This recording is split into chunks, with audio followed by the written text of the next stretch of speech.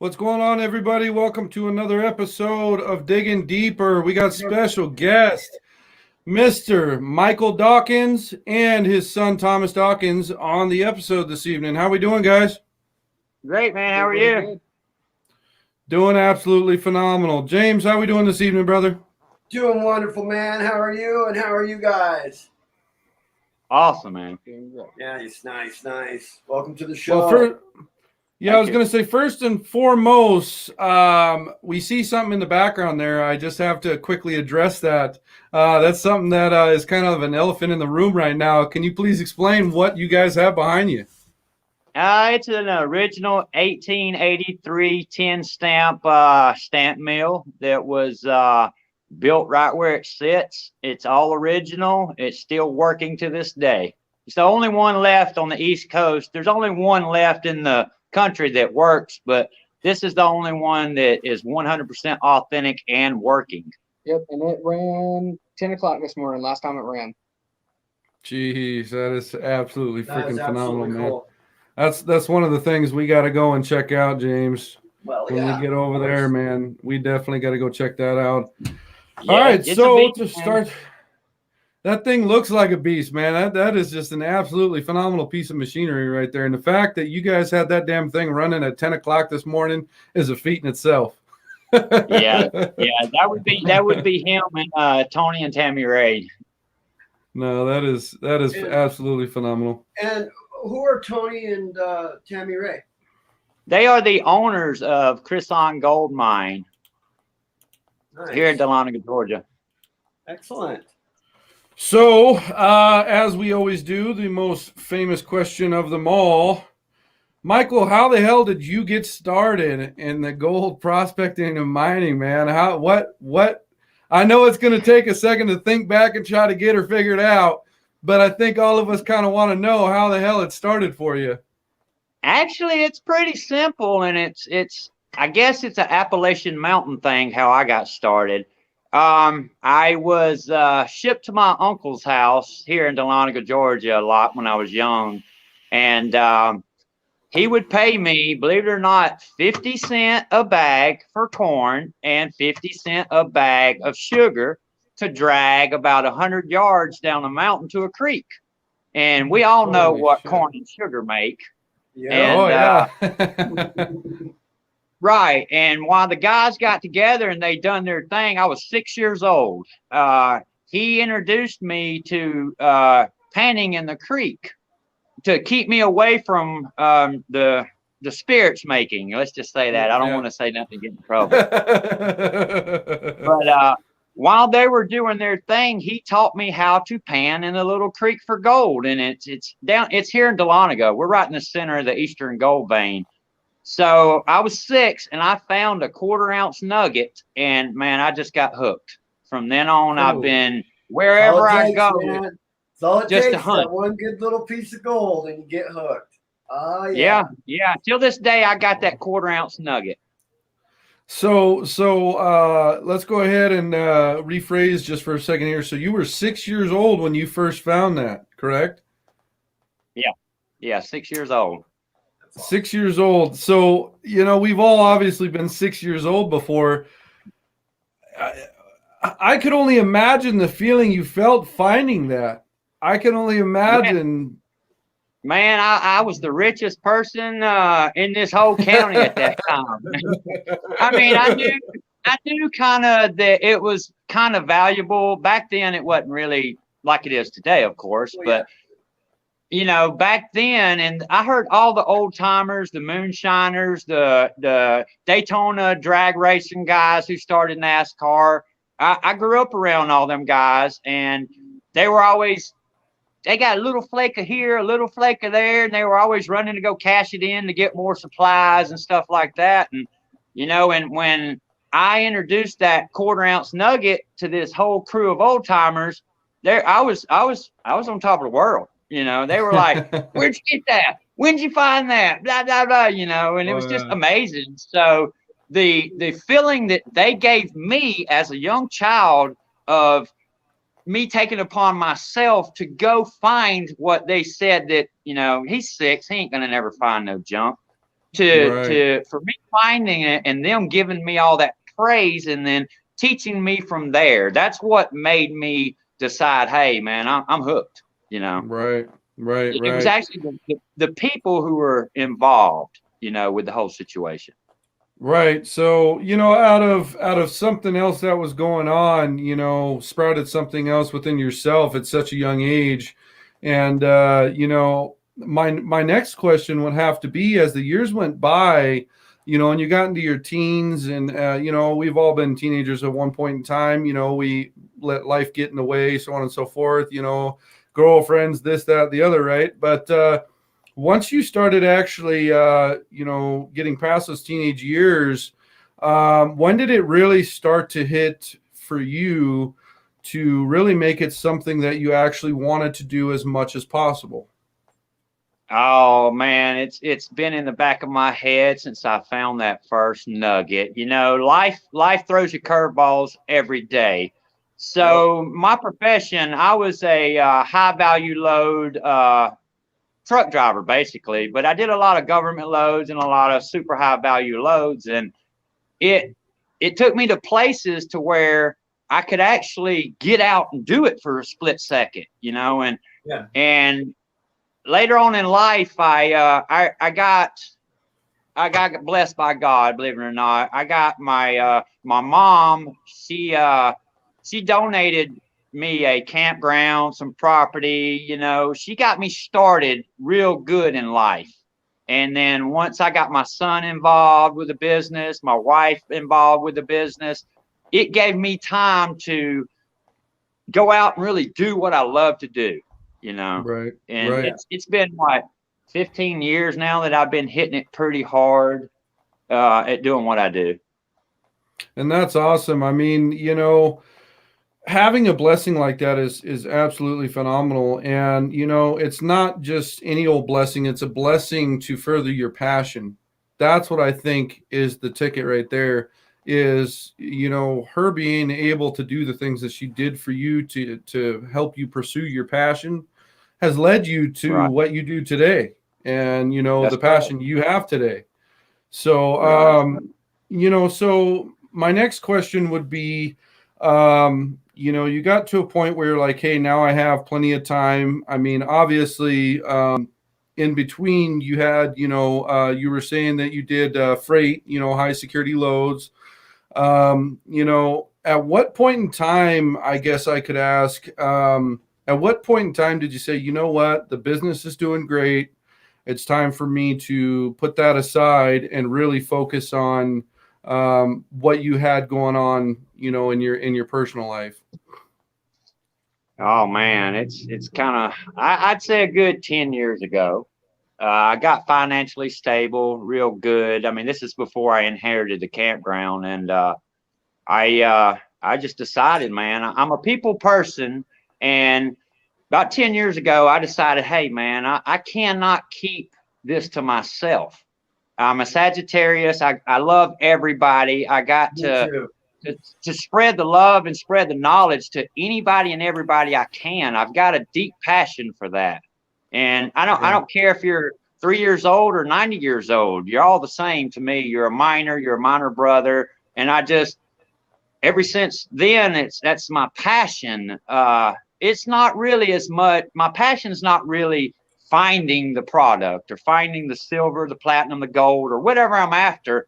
My passion is to be able to go places where the common person can't go, and I want to show them the experience and maybe invite as many people as I can to give them that experience. Right. I'm just a real passionate person when it comes to sharing the love with things. Well, and that's the thing that that's one of the topics that I really wanted to touch on is, you do have a pretty amazing following and a lot of folks that really love what you do, and the places you go to and such. And one of the biggest things, I mean, for me personally, with the videos that you've came out with and the posts that you share for everybody else to see, the passion shows right there on your arm. You know what I mean? It's there for everyone to learn from and to get educated about. And, before I saw everything that you had going on with the trip up to Mount Ontario, I didn't really know a whole hell of a lot about specific gems. You know, I kind of knew my basics, and that was all she wrote. You know, and then once I started seeing the posts with what you were showing, it sparked that interest in me. Like, holy shit, this is actually pretty freaking sweet.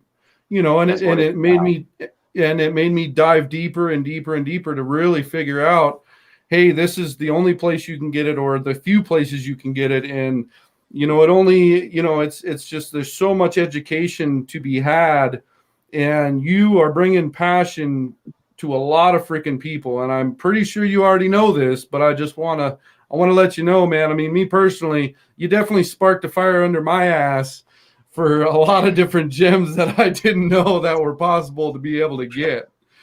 So Yay, that's my main goal, man. That right there, you man. Get people involved in a something they can do. And this is the only hobby that'll actually pay you back, you know. right, And right. it gets people out of bad situations in their home life or whatever's going on with them. And it redirects a person. It really does. You know, the focus of the hunt, the adventure, actually finding something, it, to me, that changes a mindset of a person. And if I can share that and make it a positive thing out of it, man, I'm in 100%, man. You know, that's what I'm about. And yeah, dude, that's like I said, that's absolutely phenomenal. And Yeah, you hit it, sure, brother. and you hit it right on the head of the nail too, man. I mean, a lot of folks, especially with the whole COVID crap going on right now, a lot of folks are in a bad mental space, you know. So Yeah. them being able to jump on and see what you got going on, they kind of, you know, they're able to live, you know, through your passion. They're able to see what you got going on, and you know, stay up to date with all of the new adventures you have. And you know, so like I said, you know, you're doing freaking phenomenal work, man. And I mean, you got another follower from me. That's for Cool. damn Thank sure. you. Thank you. Yeah, same here. Been following Yeah, for a I while, appreciate, actually. I appreciate every single person who follows me, whether they like me personally or not. I just appreciate their watching and getting the gist of it, you know. Getting involved. That's what it's about, man. It's honestly about getting involved. You know, the more you get involved, you know, anyone from a greenhorn all the way up to someone who's been doing this for years and years and years can really learn a lot about what you have going on in your life and what you're passionate about. And, you know, there's so much knowledge out there that it needs to be spread. It needs to be, you know, we have a next generation of miners coming. We have, you know, it's not like the world just stops and we don't have a next generation of miners. You know what I mean? So the more Right. that we can reach out to them and the more knowledge, you know, we can spread to them, the better the outcome is going to be, you know, for them at the end of the day. Right. So, Exactly. you know, so, well, since your son's here, I'd love to ask him a few questions. I always love it when we get bonus guests because Yeah. that sprouts a whole new area for me to be able to ask on. So for you, Thomas, you know, obviously growing up with your dad and whatnot, and seeing your dad, you know, do what he loves doing the most. What really got you sparked other than your dad? What got you sparked into the gold mining and prospecting community? What kind of got you hooked? What really got me hooked was working here, honestly. I've worked here for almost 2 years now, and I'm an instructor. So when people come, there's a $12.95 general admission that's going to get you a sample pan of gold and a 2-gallon bucket of gemstones. And of course, we have a tour and everything. But when people come and do that, and they really and they see gold, and they love it. And I teach them how to just do the basic stuff to really get them started. Yeah, no, I that's mean, we've had a absolutely. lot.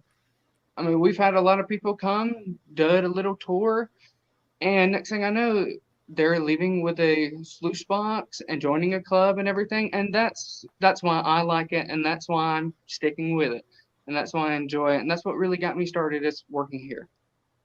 That's awesome, man. So you've been doing it for 2 years. How did you first feel when you got the job and you first got introduced to the Cresson Gold Mine? What was kind of the thought process going through your mind? Were you nervous, excited? How are you feeling when you first got introduced into working there? Well, I was pretty nervous. Never really worked in the public or anything like that. But come to find out, I love working with people. Right. And as the more I work here, the more experience I get, the more it's gonna help me in life. And that's why I enjoy working here, because I could be here for the long term, and I can learn a lot. Yeah. That's People- absolutely. I mean, he's literally doing it. I mean, Thomas is literally doing it. He's passing that baton to those younger people. They're learning how to pan, and maybe they leave with that river sluice. I mean, great job. Yeah, I mean, wonderful. there's nobody better to teach the guys. I mean, he's a professional speed panner too. So I'll put my money on this guy over anybody any day when it comes to actually panning the cons. You know? Hey, well, I'll tell you what. You definitely beat James. Me too. I use machines. But I don't lose any. It's all about how much gold's in the pan at the end, right? Doesn't matter how. That's right. Happy pan. No, that's awesome, man.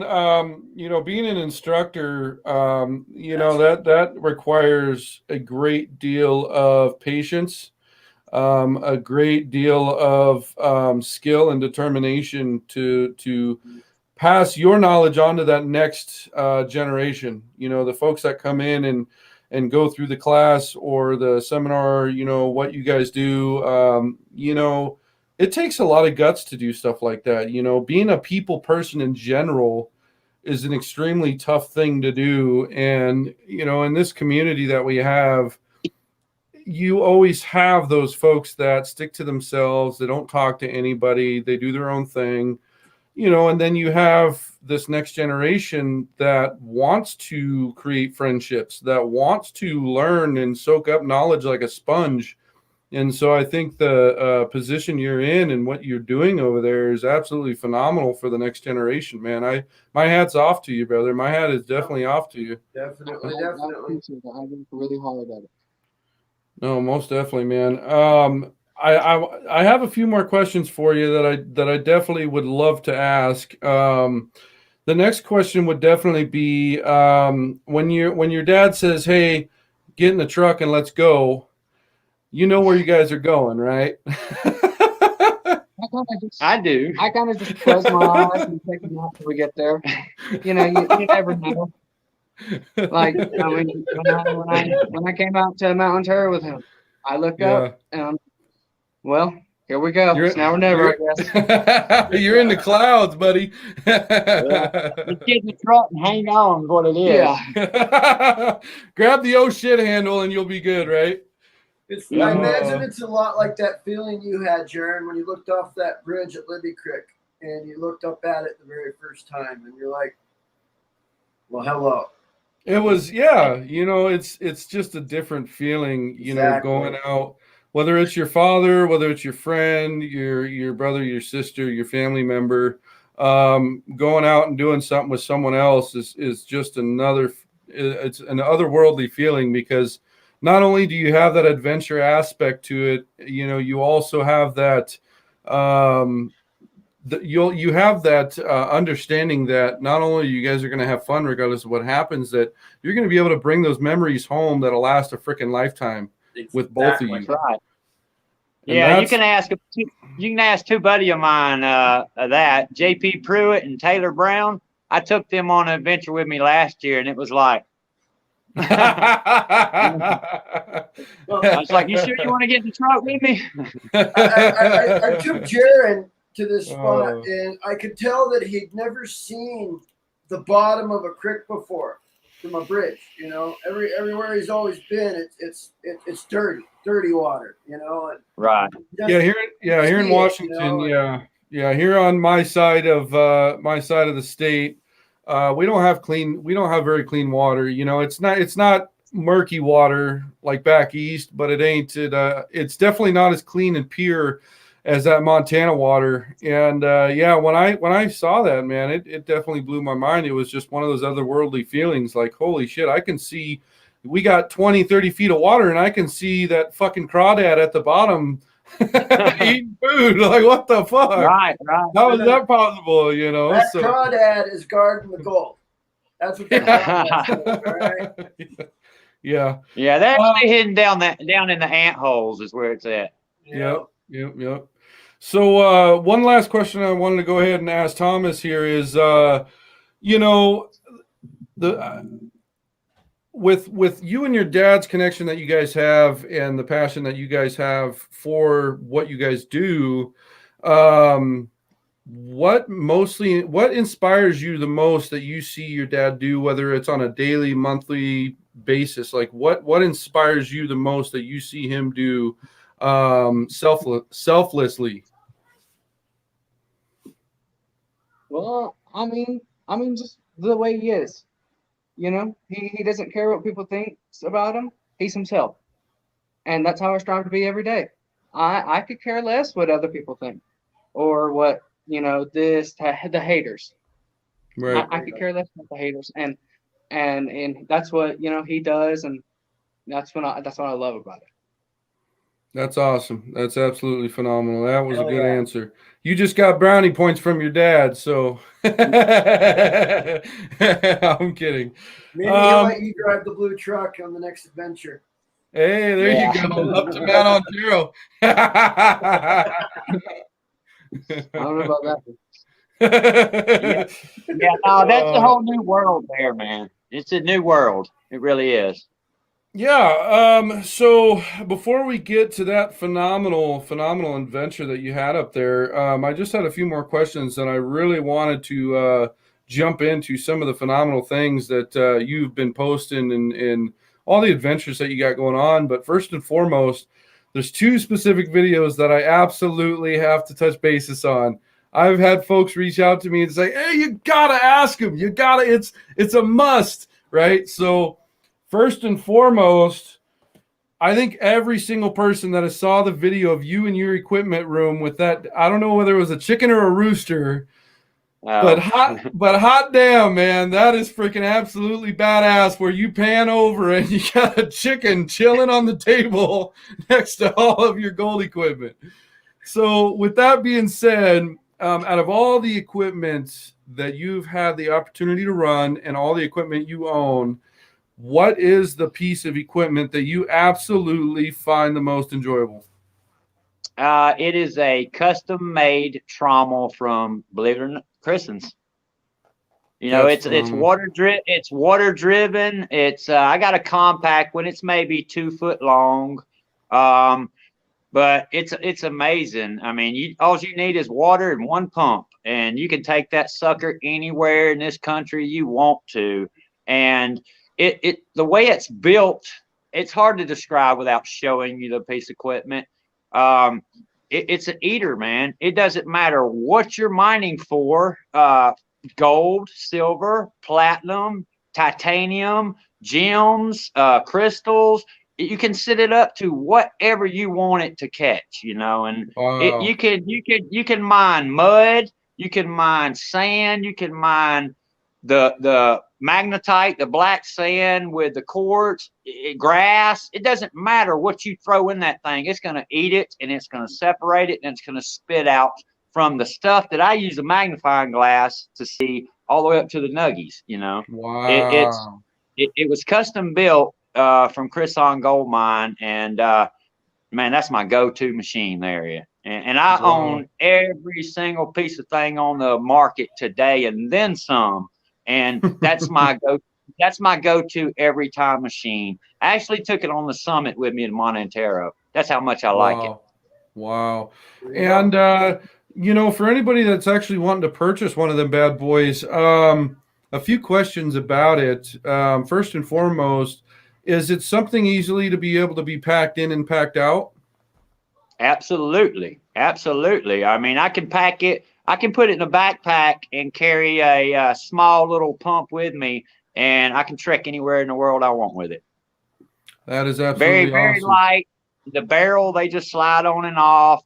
The mats it's just. I wish I'd have had it. I wish I'd have known this question because I'd have brought it and showed you how functional this thing really is. You know. Right, right, right. Well, my second question to that would be, I'll put a link down below for everybody that does want to go and check it out. I'm going to put a link down below here in a second. It'll scroll across the bottom. For anybody that's interested in it, you know, you could always reach out to either Michael or Thomas and, you know, give them a holler, send them a message. If you guys do want that piece of equipment. Personally, I've seen a couple of the custom built ones that they have made, and those things are freaking bitching, man. I mean, those things are absolutely phenomenal. I haven't had the luxury to be able to actually see one. That thing. I haven't had the luxury to be able to see one in person, but just from the photos and some of the videos, man, I mean, I'm right there with you, dude. That thing is a sweet looking machine for sure. Definitely a sweet looking machine. It does its job. It really, really does. You know, there's only one other machine on the market today that will actually do what it does. It pretty much the same, you know, but it's very cheap. The other machine, my number 2 machine is. Have y'all ever heard of Daniel Reed and Reed's Rigs? Yep. Oh yeah. Yeah. His bucket rigs are man, those things are bitching. That's it's funny you actually bring him up because that's one of the guys that I'd love to get on the podcast this wintertime. I know he's also a very busy guy, but I'd love to get him on the podcast and you know, really show it, you know, bring that bucket rig to light as much as possible. I know he promotes it really well and everybody knows about it. And yeah, man, that thing is absolutely phenomenal. I kind of know how it works. I kind of know the gist of it. But you know, without being in front of it, you really can't understand how well or how awesome a machine really is. You know what I mean? Right.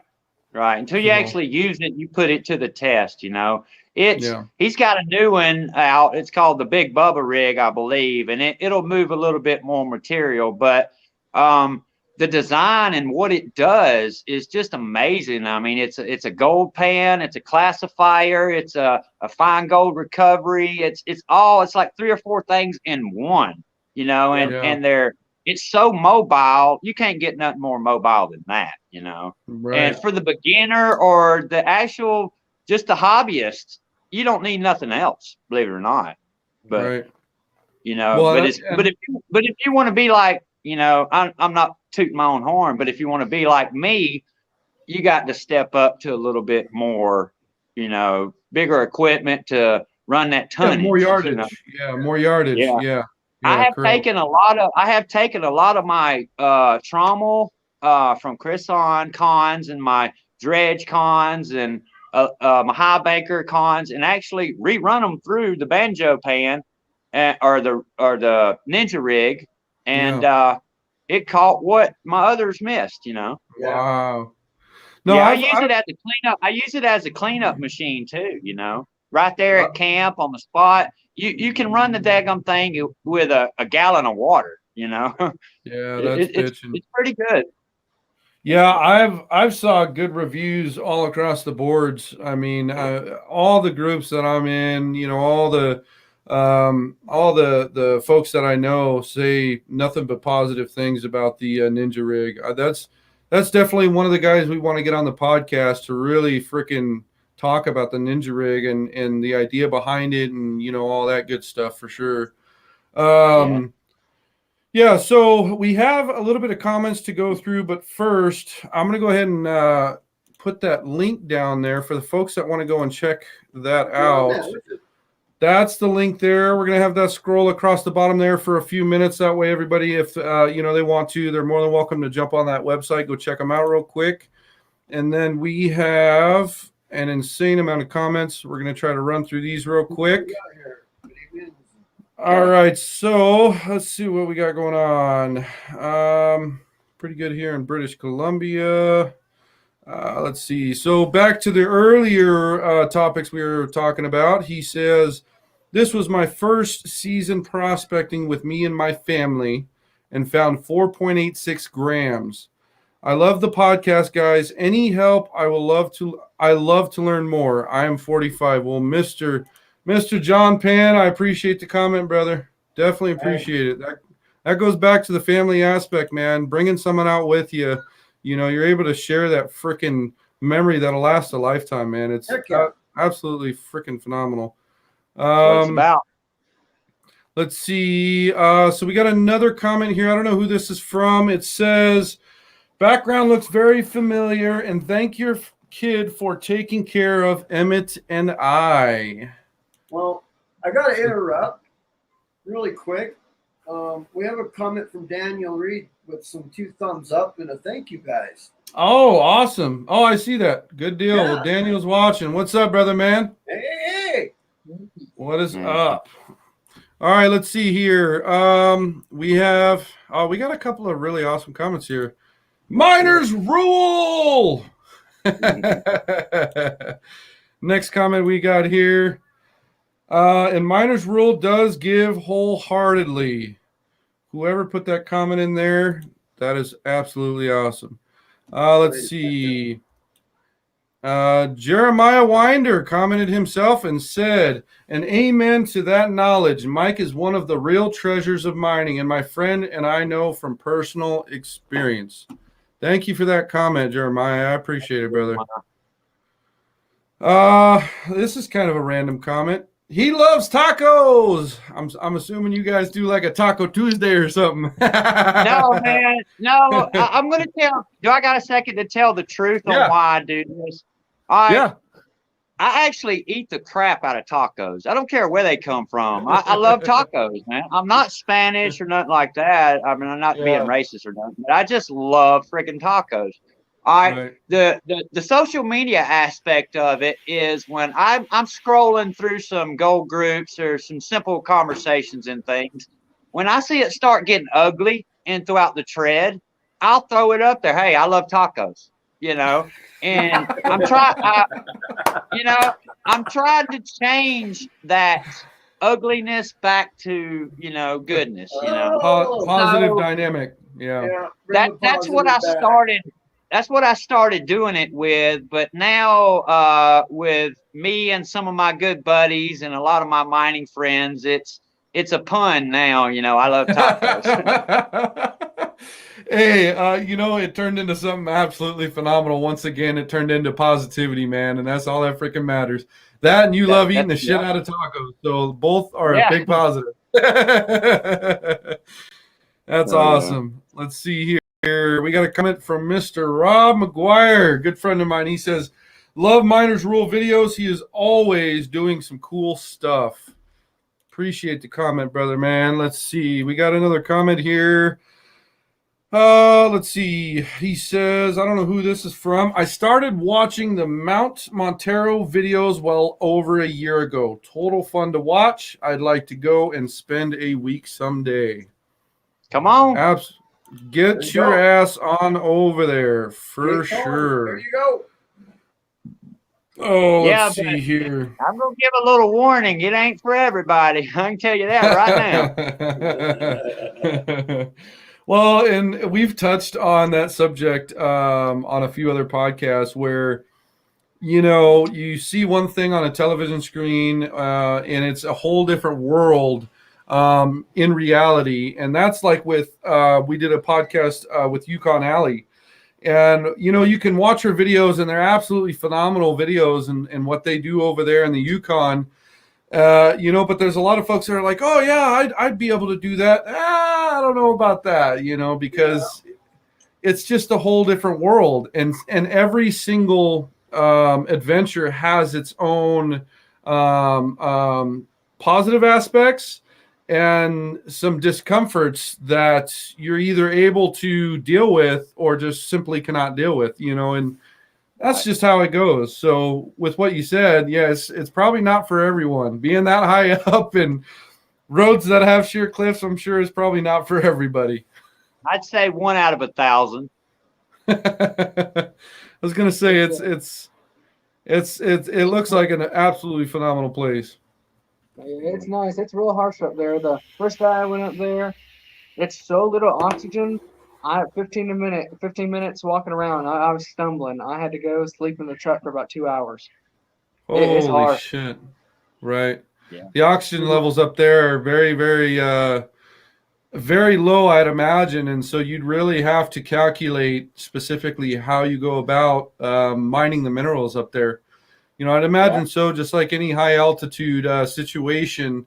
You really got to plan specifically how you're going to do things. Yeah, and plan how you're going to do things. You can't just go and run around up there or whatever it may be. You know what I mean, and expect a positive result. It's Well, that's the theory, and that works for most people. But I'm that kind of guy, like James Henley said. I'm a eeny, meeny, miny, mo kind of guy, and I'm gonna pick Mo and let's go. And I deal with it as I go through it. Yeah. I'm not too good of a pre-planner when it comes to things like that. Right, and that's the thing is you have this batch of folks that do pre-plan and this batch of folks who don't, and it's funny that we bring up on this topic because the first couple of trips I tried planning out to meet up with James and spend some time over there. I pre-planned the shit out of it and just did everything I could to pre-plan, and it didn't work out very well. I'll just put it that way. So I started just saying the hell with it. I threw my banker in the truck and a couple other fucking items, and off I went. And it worked out much better that way in the long run. That's the funny thing about it. So that's what makes whatever comes your way, you got to kind of roll with it, right? You can't. Yep. You can't let those hiccups that thrown in front of you bum you out or ruin the day. You just got to find your way to deal with it, work with it, find that positive, and keep moving. Well, y'all watch the big gold shows. I mean, they'll mine for 10 minutes and spend hours fixing things. It's no different between them and what we do. We'll mine for 10 minutes and spend 2 days fixing it, Yeah. It's not 2 days broken down to 10 minutes. We live out the 2 days, That's right. Yeah, I totally hear you there. No, that's funny. Mini short story here before we get back on the comments. We were having problems with getting water up to a certain person's banker, and a certain person's banker, and I came up with that I think that person right there. There we go. I am the first one to admit if something goes wrong, it goes wrong. Yeah. But so instead of just shutting down the secondary banker, we came up with an idea. I said, let's do it. We went with it. It was very ghetto and very shitty, but it worked for the whole time we were there. So, like you said, roll with the punches and do the best you can with the situation you have at hand, especially on any adventure. Built a pond on the edge of a cliff. Yeah, well, y'all are going to be surprised. Yeah, I can't say nothing about it, but you'll see what I'm talking about in the future. Yep. Yeah, I don't doubt it. The adventures you go on, see the adventures that I have been on have probably been out of a scale of 1 to 10, probably about a 7. The adventures that you go on are probably from 1 to 10, about 100. So I can only imagine. I can only imagine the shit that we're going to be seeing in the future from you. That's for damn sure. Yeah, it's going to be wild, man. I've done some stuff that actually broke 2 world records this past season on Monantero. So yeah, I do some crazy shit. That'll tell you if I broke 2 world records, it's crazy. Oh yeah, no, we'll jump into that here in a few. We got just a few more. Let's see. We got this comment here. Tommy is great for helping the newbies out. So friendly and helpful, just like his dad. Thank you for that comment. Thank you. Let's see here. I think we got just 2 more. Here we go. Another one from Jeremiah. He says, when Mike says get in the pickup, you just get in the pickup. No questions. Odds are it will be epic. Excellent. Absolutely phenomenal. I love it. Let's see here. I think this one. Oh, here we go. Rob says, I love tacos, laugh my ass off. You need to sell shirts.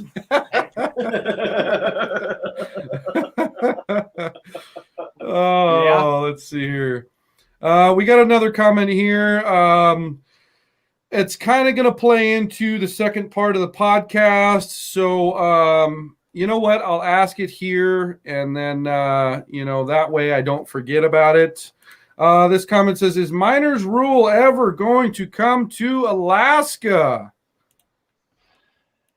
Yeah, I am. I've got a lot of adventures planned for Alaska. It's just this time of year with the COVID thing and having to go through Canada, and I'm an anti-vaxxer. I'm not gonna lie. I'm not gonna sugarcoat anything. I'm an anti-government. You ain't putting no crap in my body. I'm sorry for who I am and the way I am, but I just refuse to be mandated by the government, and therefore it's actually hurting my chances to do things. I just got to roll with it. You can't do nothing in Canada now without the vaccination card and all that bull crap. So I was going to go to where was we going before COVID?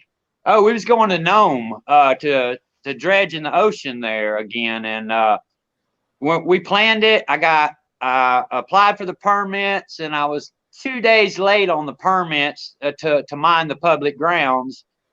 And they sent the Alaskan DNR also sent me a warning saying the Canadian laws and stuff about the vaccine and all that. So I'm just going to have to put it on the back burner until, I can freely, as a free person, go there, Yeah, no, I totally agree with that. I mean, I don't want to touch too much on the subject with the vaccination thing, because everybody has their own beliefs and what they believe in, what they don't believe in, and I accept everybody for whatever they believe in. It is. I will say this: it is a shitty deal that it is mandated and not an option. That's one of the biggest things that I think a lot of people have problems with. But hopefully things work itself out. It either will or it won't. And regardless of the outcome, I'm sure we'll see a lot more adventures coming from you, in the future. So, don't get me wrong now. I love everybody if they're vaccinated or not. I don't care one way or the other, up, down, sideways. Choice. I get it. It's just my personal choice, and there's no bad animosity toward anybody who does anything in their personal life. I could care less. That's them, And I just wanted to make touch base with y'all that if you got a vaccination, if you don't, I'm gonna love you just like you're my brothers, one way or the other. Yep. No, well said. Well said. With that being said, we have one last thing that we have to touch on before we go to the break, and then we have some exciting things to talk about right after the break. The one last video, I guess, I can't get the video up on here, but the TikTok video, man, that was absolutely phenomenal. That was epic. Like I was saying earlier, that's one of those videos that I've watched 1,000 times over, and I laugh my ass off every single freaking time. And if you haven't seen it, people, get on TikTok, Miners Rule 1, and check it out and follow him. He needs to follow. Boom. Yeah. There you go. Right there. That's what you're looking for. At Miners Rule 1. He needs to boost those followers so he can go live. So come on, let's hook him up with some more people. Jump over there, folks. I mean, the videos that he has, and I know a lot of you guys have seen the videos. We're going to be touching basis with the second part of the podcast with what he has going on, with the adventures coming up, as well as covering the topic of Mount Ontario. So with that being said, jump on over there. Go ahead and add him, and then we're going to go ahead and take a quick 5-minute break. We'll jump right back into the all the goodies. Sounds good?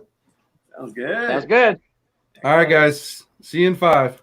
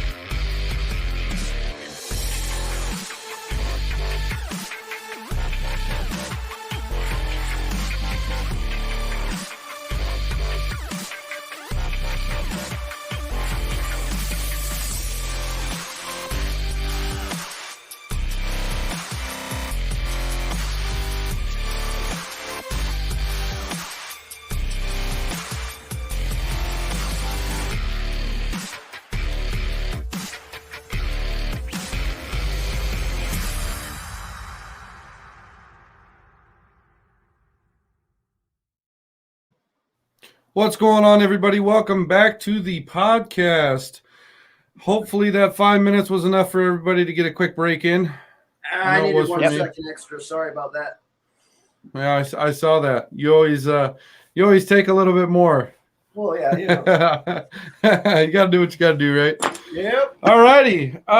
Second part of the podcast. Let's go ahead and touch specifically on the topic of your adventure with going up to Mount Ontario. Let's go ahead and talk about that for a bit. I know a lot of the folks want to kind of get in depth a little bit more with how that went for you guys. Oh man, it was awesome. It was one heck of a trip there. You know, I don't know what to say about it. I'm just still flabbergasted on how it was, the climate, the atmosphere, like I said earlier, it's a whole different world. You think you're out of America once you get on the summit of Mount Antero, you know. Wow. That's crazy. What was let me back up just a skosh here. When you realized that you were going up there as an adventure, as a trip, how did you feel? I bet you were just freaking through the roof, ready to get your ass up there. Oh yeah. Oh, absolutely. I for years, 2 or 3 years before this past season, my buddy James Henley, he's a great guy. He's my mentor when it comes to high altitude mining, and he's a walking encyclopedia when it comes to gems, crystals, precious metals, oddities, and he's the guru. So for 2 or 3 years, he's been teasing me, you know, come with me, try this, you know, showing me photos, showing me some of the awesome finds that he brings back. And it was him, you know, and he led me up to it. And finally I made my mind up. Hey, I'm going with James this year. And once I got up there, oh my God, he didn't do it no justice. I mean, words seem to fail sometimes. Yeah, he's a laid back kind of guy, man. And it's just, you know, it was amazing when I got there. It wasn't nothing, nobody could put no book or tell you in a conversation. Right. No, I can only imagine, man. I mean, watching it versus physically going out there and doing it is night and day. Completely night and day difference. Oh yeah. For everybody that is watching, that has seen the videos, what is the scientific name for the gems that you guys did end up mining over there? It's aquamarine, smoke quartz, and phenokite. There's a lot there. The main one's the blue aquamarine. It's very rare because you cannot find the quality, the clarity, the colors anywhere else on this planet other than the summit of Mount Antero. It's actually on Craig Cardwell's claim. He owns 14 lode claims all the way up and over Mount Antero. Wow, that is absolutely freaking phenomenal. Yep. So not too many people are allowed to either. There's the load zone, the pay zone. I'm part. Craig made me part of the Blue Star exploratory team, and I was lucky enough to be invited my first season up there to take part in what the professionals has been doing for 20 years, plus, Right. Yeah. I was just lucky to be invited to be a part of that. That's No, awesome. Because there was only 5 of us out of the whole world that was allowed to mine the North Face, and that's pretty good, Yeah, that's pretty rare. That is Yeah. extremely rare. I mean, and for your first trip up there, not knowing what to expect. I mean, the amount of emotions going through you in such a positive aspect. I mean, holy shit, I can only imagine. You first Yeah. getting up there. I mean, that would be crazy. Well, Absolutely yeah, crazy. I couldn't have been as successful as I was if it wasn't for the main guy up there, Jason Royce and his partner Ian Sheffield. Them two, they're the mind boss. They run the whole show for Craig Cardwell, and like I said, James Henley, Jason, and Ian. Without them 3 guys, I would have never made it, man. I'm not gonna lie. They Wow. guided me. They rushed me through the safety, and they're all about safety. That's the number one thing up there. And Yeah. they showed me what to look for. They showed me the good and the bad of the whole situation before I even jumped headfirst in. I couldn't have never done it without them 3 guys. They're just amazing. Wow, that is absolutely phenomenal. Shout out to you guys for allowing him to get up there and have such an amazing time, first and foremost. For all the people such as myself, do you have a brief idea of maybe the elevation of being all the Absolutely. way up there? Absolutely. We're mining from 13,800 feet all the way up to 14,100 foot. It's one of what they call the 14ers. Is it not correct? Am I correct? Yes, we're mining the summit of one of the 14ers. Yeah. I can't say much. I can't say much about my part of the venture this past season because it's going to be aired on Monetary Treasure Productions in a couple months. Season 3, episode 1 has already came out, but there's usually 2 and 3 episodes that I'm kind of, hush hush until they come out about that. No, that totally, I totally understand that. For anybody that actually wants to, that doesn't know where those episodes are, I'm going to put a tab down here that'll scroll right across. If you just go right on YouTube and you type in Mount Ontario Treasures Productions, it'll jump you right onto their YouTube channel, and you'll be able to subscribe and check out all the episodes that'll air. All the episodes that have aired, and what again, go ahead and reiterate what episode are you in specifically, so folks know to kind of as a Easter egg. Well, I don't really know what episode they're gonna debut what I did up there, but I'm just gonna say 2, 3, or 4 just so they'll watch them all. There you go. So yeah, anybody that wants to go and check it out, I mean, it's absolutely phenomenal. I mean, I haven't got through all the episodes, but I definitely have some time on my hands this weekend, and that's probably the only thing I'm going to be doing, considering how cold it is outside. Yeah, I want to give a shout out to Craig Cardwell, the actual claim owner. He gave me the opportunity to do something that has never, ever been done on this planet, and he's always been wanting to do it or have it done or do it himself, but he found the craziest miner he could find to do it. So, and that was me. And I want to give a shout out to Craig Cardwell for actually allowing me to be able to do what has never been done before on this planet. Big shout out to you, Craig. That is absolutely phenomenal.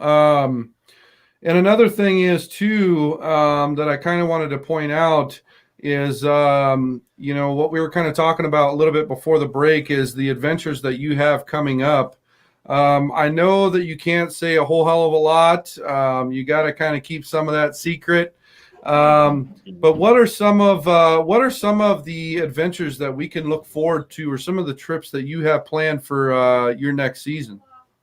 Okay, starting in February, I'm headed to Diamond Point, Arizona to meet up with Jeremiah Winder and Callie Bob and Lucas and James B. Lucas and James B are they're on Mount Antero season 3, episode 1. They were up there with me. So we're gonna meet up in Diamond Point, Arizona, and we'll be mining for the Herkimer style amethyst. And Wow. yeah, they're beautiful. Oh my God, Yes, the they are. scepters, the colors, and everything. And then we're gonna do a lot that I can't really say, you know.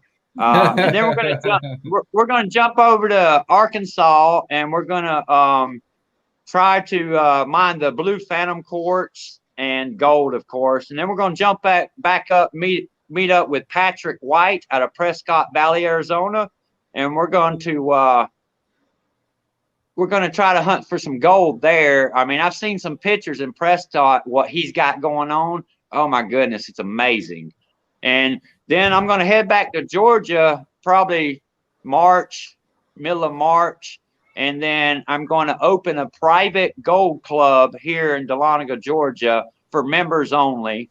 That way I can teach my skills. I'll give a lot of my friends and buddies and everybody a place to actually congregate and enjoy the mining. And then I'm going to gear up for a couple months after I get that up and running. I'm headed to Black Hawk, Colorado, the first part of June. I'm going to meet up with Steve Mollison, and I'm going to help him out. He's got a virgin mine up there. It's called the Malay Mine. He's load silver and load ore for gold, and he's on it big. And we'll be underground mine. He's dug it out by himself, him and his son, and they call him the Mad Miner of Black Hawk. He owns several claims, and I'll be there for a couple weeks waiting on the snow to melt off the trails of Antero. And I'll go to Salida and going to dredge the Arkansas River, in which I did good last year. I almost got an ounce out of there alone. And and then after Salida, we're going to meet up with the guys and regroup and hit Montantero pretty hard next season. Hell yeah. So touching on the subject of gold, you kind of showed us a little bit of something that I'm sure everybody wants to see. We'd love to see some of that Georgia gold if you got some on hand. Yeah, I got a couple ounces. I don't know if you can see it. Just hold it right there for a sec. There you go. Steady. Hold it steady. There we go. It is. Absolutely gorgeous color to it. My goodness. Wow. That's bright. Yeah, this is an ounce right here. A lot of this came from Cresson itself, from their mine. Wow. And this is Georgia gold that I've got out of the wild. I don't know where my camera is. There it is. Wow. But yeah, that's a half ounce right here that we mine out of our creeks and ditches around here. Wow, that is freaking. I don't know if y'all seen that very well because my lighting and I got an old camera, but we saw the chunky. There you go. Hey, Jaron, can you take a look at the comment section for Thomas there? Tammy Ray has a message for him. Yeah, I was gonna say I wanted to go ahead and put a comment out here for Mr. Thomas here.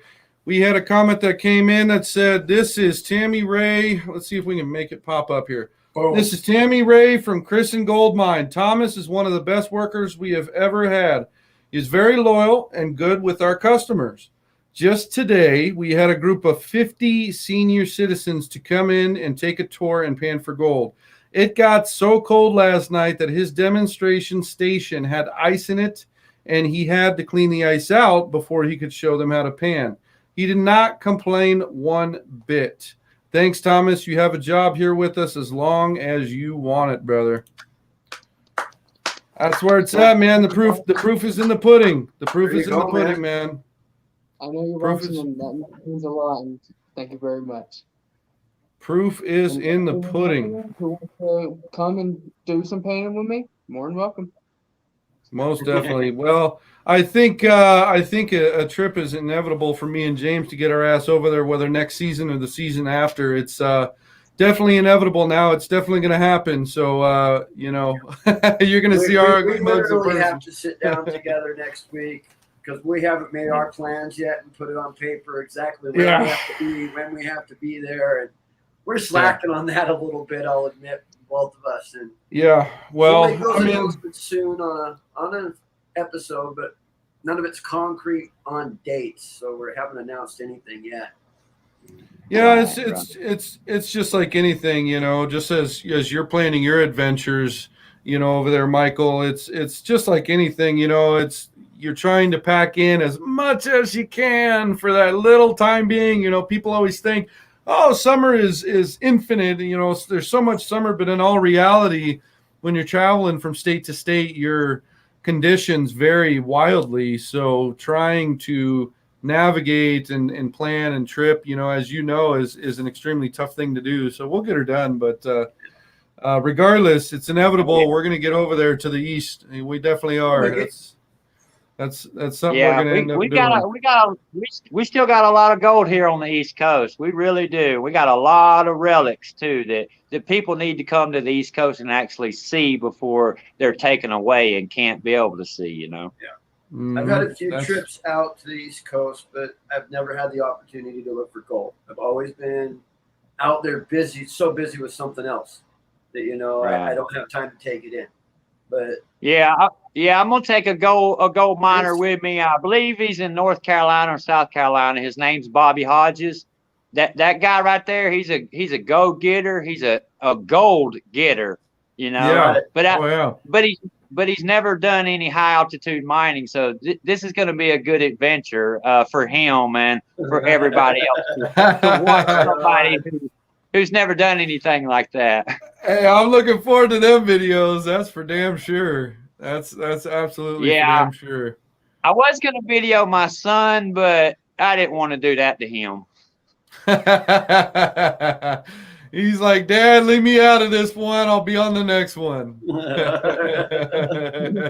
Altitude's no joke. It's really not, No, I've seen people come up for 5 minutes and leave by a rescue helicopter, I'm blessed in Montana. I've lived with high altitude in a lot of areas most of my life. It's not too bad, but I've watched people from sea level just go up to 5,000 feet and they're down all week long, just that much.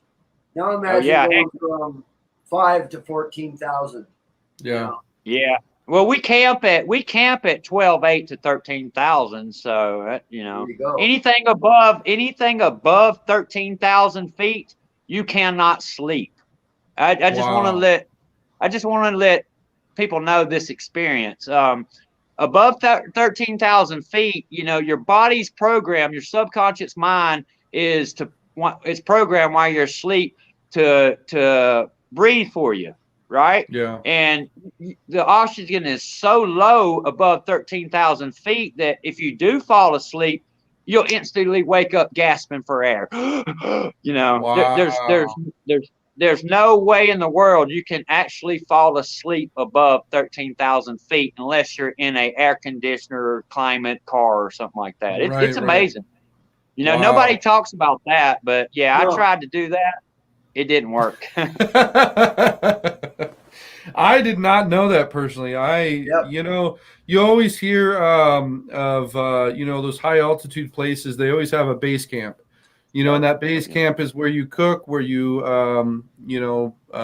socialize, plan your next outing back up the mountain. But to hear that you can't sleep past that certain elevation, that's definitely something that I never knew. That's crazy. Your subconscious mind will not let you because of the lack of oxygen. Wow. That is insane. But absolutely insane. Craig Cardwell has it set up pretty doggone good for everybody who digs for him. At right below 13,000, I think it's at 12,800. He's got a mill site from his grandfather actually mined the whole mountain range for beryllium for the military. It's a weapons grade alloy. Yep. And that's Yeah. what Monticello is actually known for. And his grandfather came in with the military and then privately come and mined all that. And he actually he set it up good for people who want to come up there and dig. Now, it's not free to dig. To be able to access the claims, you have to go to Craig Cardwell in Buena Vista at Montero Treasures, his aqua store, and sign the contracts. You have to actually pay to be able to prospect the lode areas, and he just don't let any blow Joe come up there with $1 and say I'm going to dig. Right. No, you have to have, I'd imagine you have to have some sort of knowledge or some sort of something to allow you to be able to understand what you're getting into. Not just a contract where you sign and you have no freaking clue what's happening. And that's just how it has to be with a place like that. That's how it has to be. It has to be established in that aspect. Right. Well, if you're coming up, if you ever go to Mont Antero, it's Forestry Road 277. If you look it up on the internet, it is the highest road in America that you can take a motorized vehicle. And that road is actually the way up to the claims. You can come check it out and visit all day long as a tourist up the forestry road, like the Jeepers do. But once you cross that line or you come to the claim markers, you better have your paperwork with you for sure. No, that's absolutely freaking phenomenal, man. And, we're all looking forward to the adventures that you guys have going on next season and the season thereafter. I'm definitely looking forward to it personally. Definitely looking forward to it. I'm sure everybody in the PB family is looking forward to it. I hope that, we can do everything in our power to promote everything you got going on because, you're such a down-to-earth guy, and it was only a matter of time before we got you on the podcast. So, with that being said, I really appreciate both of you jumping on the podcast and sharing with us all of the stories and adventures and, everything that you guys got going on. I really appreciate it. Hey, thanks for having us. Thanks. Yeah, I really appreciate y'all helping me get my story and my adventures out to people because I'm not the sharpest crown on the box when it comes to technology and all that. So I need all the help I can get. Well, that's like I said, it was only a matter of time before we got you on the podcast. Only a matter of time, and I really appreciate you guys taking the time out of your day, out of your evening to jump on the podcast, especially with the weather you said you guys got over there. It's a little nippy over there, and jumping on the podcast means a lot to all of the PB family. It means a lot to me. It means a lot to James. And, we wish you guys all the best and nothing but positivity sent your way. Hey, thank you very much. Thank you. Damn straight. So with that being said, I appreciate you guys. I hope you have a good evening. And I really hope to get you guys on another episode. All right, we'll be back. Happy digging, everybody. I hope so. Fans, everyone. You guys have a good night. It was good to talk to you guys, and we're looking forward to what you guys got coming up. All righty, we'll show you. Can't wait. Yeah. All right, we'll talk to you guys later.